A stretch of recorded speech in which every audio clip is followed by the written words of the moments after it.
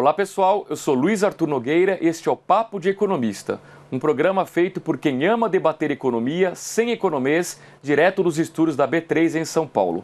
Conosco nesta semana, José Cláudio Securato, presidente da Sampo Escola de Negócios. Tudo bem, Securato? Seja bem-vindo. Bem-vindo, obrigado. Tudo bem?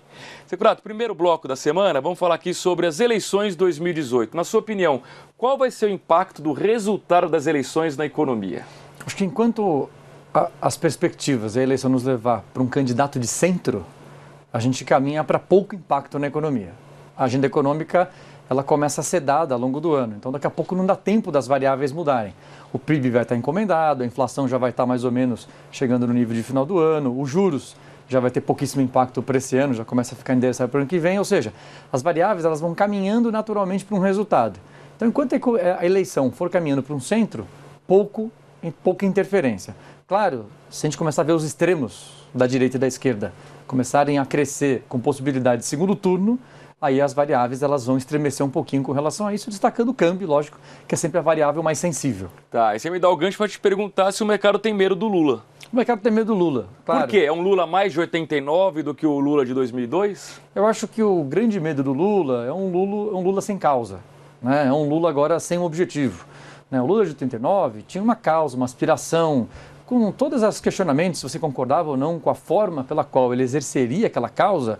O grande problema de hoje é um Lula sem causa, um Lula questionado, um Lula que chegou ao poder, que fez coisas boas, mas fez coisas ruins, né? E a questão da corrupção aflorou de forma como a gente viu, né, levando a um conjunto de escândalos, né, que obviamente isso pesam sobre a própria reputação do Lula. Não é à toa que o recebimento, né, da caravana do Lula não tem sido extremamente positiva, acho como o próprio ex-presidente imaginava que seria. Então, sim, o mercado tem medo do Lula por não entender qual seria seu posicionamento hoje, se ele fosse presidente da República.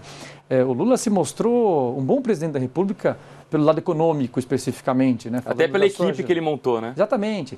A equipe econômica era boa, a gente tinha o próprio Meirelles como presidente do Banco Central, os ministros foram bons, né? Principalmente, né, se a gente lembrar no primeiro mandato, né, do presidente Lula, e o grande eixo agora a incerteza, né? E o mercado não gosta de incerteza. Né? E o Bolsonaro, ele ainda é visto como um populista ou o fato dele ter anunciado o Paulo Guedes, um liberal, já amenizou isso em relação a ele? Eu acho que ele é visto como um populista sim ainda, né?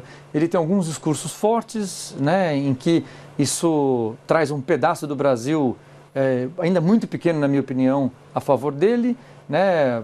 Ele não tinha uma agenda econômica, então agora ele começa a ter uma agenda econômica, mas eu ainda vejo ele como um candidato pouco estruturado, né?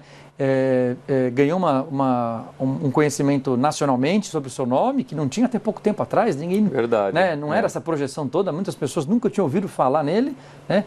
Eu particularmente não acredito nele como um candidato forte. Eu acho que até porque ele não tem partido forte, né? Exatamente. Ele vai ter um tempo de campanha muito pequeno. O conjunto eleitoral dele não favorece, né, uma perspectiva positiva para ele, por exemplo, para concorrer a um segundo turno. Antes que alguém pergunte por que eu cito apenas o Lula e o Bolsonaro aqui, estou usando como critério os dois mais citados nas pesquisas.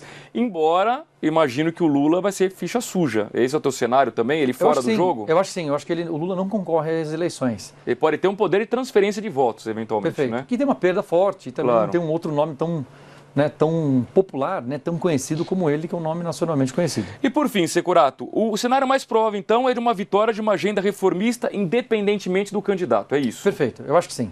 Eu acho que a agenda reformista ela é um ponto super importante de atenção para o lado econômico, porque um candidato mais de centro, mais ponderado, ele não tem como escapar das principais reformas a partir do começo do ano que vem, como, por exemplo, a reforma da Previdência. E é lógico, né, que da reforma da Previdência também a questão do déficit fiscal. São dois pontos que vão ter que ser endereçados. O déficit fiscal é um problema à vista, a reforma da Previdência é um problema à vista e um problema para médio prazo. Não tem como não endereçar, senão ele não termina o mandato dele. É diferente agora, né? O presidente Temer tentou fazer a reforma e não conseguiu. Tentou fazer alguma recuperação em termos de resultados primários, por exemplo, de superávit, né? Também não conseguiu. O que sobra para ele? Sobra para ele terminar o mandato, né, com uma melhor agenda possível. Agora, o próximo presidente, com 4 anos, com possibilidade de reeleição mais 4... Goste ou não, vai ter que encarar. São 8 anos com uma lombada de 4. Né? A gente não viu ainda um presidente perder a reeleição. Né? Então, vai ter que encarar. E encarar significa enxugar dinheiro da economia. Então isso diminui um pouco as perspectivas de crescimento de uma economia mais fluida para os próximos anos. Muito bem, José Cláudio Securato, presidente da São Paulo Escola de Negócios, conosco nesta semana no Papo de Economista. Ele volta amanhã para falar sobre as incertezas econômicas no Brasil e no mundo. A você um grande abraço e até lá.